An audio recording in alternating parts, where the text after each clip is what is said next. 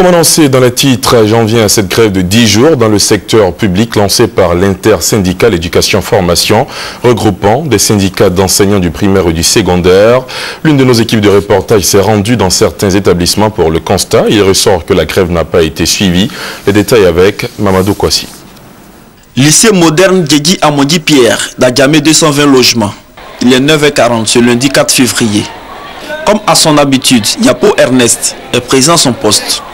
Loin de lui, toute idée de grève.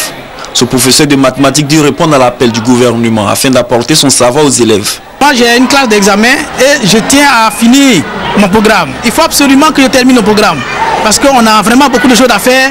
Il faut achever les programmes. Je suis là pour achever les programmes.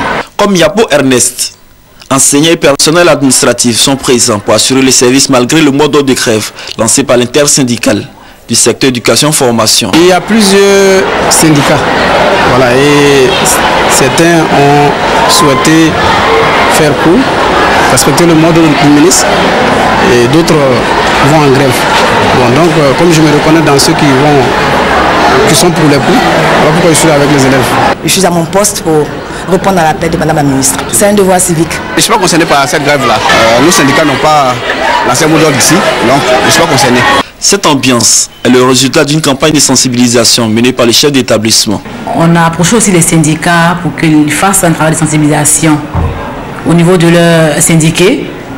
Et c'est ce qui a été fait par les responsables des syndicats pour les appeler à la responsabilité, à accepter la main tendue du gouvernement à travers Madame le ministre Andia Kamara qui a vraiment lancé un appel à tous ses collaborateurs pour que cette année scolaire-là, on arrive à terme sans difficulté.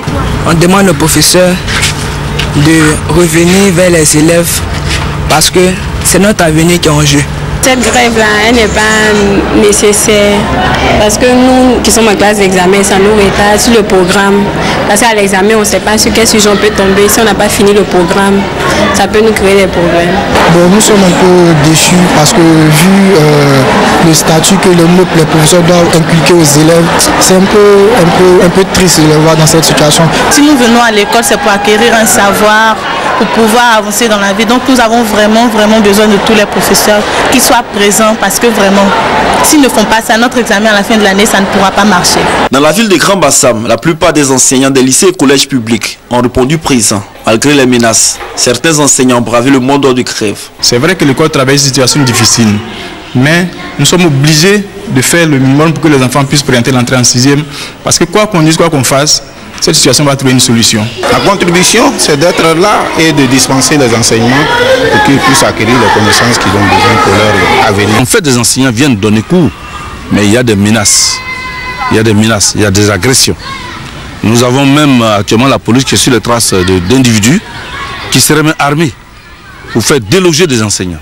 Vous voyez jusqu'où on en arrive pour une grève syndicale, sinon dite syndicale. Nos tentatives de recueillir les motivations du leader de l'intersyndicale du secteur éducation-formation, malgré l'appel du ministère de l'Éducation nationale d'enseignement technique, sont restées vaines.